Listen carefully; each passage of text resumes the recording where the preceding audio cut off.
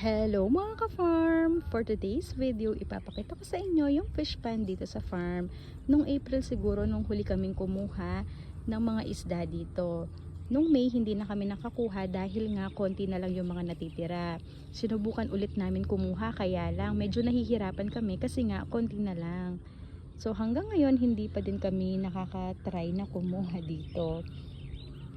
Dito nga pala kumukuha ng pagkain ng mga kambing si Rex tuwing umaga dahil nga sobrang daming damo na dito dahil maulan na yung panahon. So para hindi nga magstay yung mga ahas dito, kailangan malinis. So ayan, tignan nyo.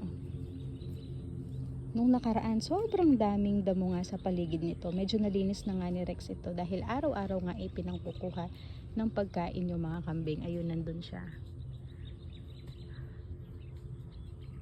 At inilipat nga din pala namin yung mga baka dito para nga medyo luminis. Tignan nyo naman yung damo mga ka-farm.